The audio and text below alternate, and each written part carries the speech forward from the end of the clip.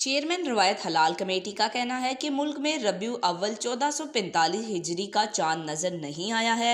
ARY news के मुताबिक माह रबीउ अव्वल का चांद देखने के लिए चेयरमैन मरकजी रवायत हलाल कमेटी मौलाना अब्दुल खबीर आज़ाद की ज़ेर सदारत अजलास हुआ, जबकि जोनल कमेटी के मेंबरान ने दीगर शहरों से बजरिया वीडियो लिंक अजलास में शिरकत की। अजलास में महकमा मौसमियात, Sparco, Wazarat science and technology के नुमाइंदे भी शरीक हुए। चेयरमैन रवायत हलाल कमेटी ने कहा कि इस्लामाबाद समेत मुल्क के किसी इलाके में चांद नजर नहीं आया।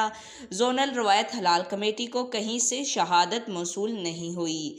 चेयरमैन रवायत हलाल कमेटी मौलाना अब्दुल खबीर आज़ाद ने कहा कि रबीउ अव्वल का चांद नजर नहीं आया है। यकम रबीउ अव्वल पीर 18 सितंबर को होगी, जबकि 12 रबीउ अव्वल बरोज़ जुम्मा 29 सितंबर को होगी। आज तक के लिए इतना ही। जाते जाते आपसे गुजारिश है, वीडियो को लाइक करें, चैनल को सब्सक्राइब करें, देखिए बेल आइकन को दबाएं और कमेंट में अपनी राय का इज़हार ज़रूर करें।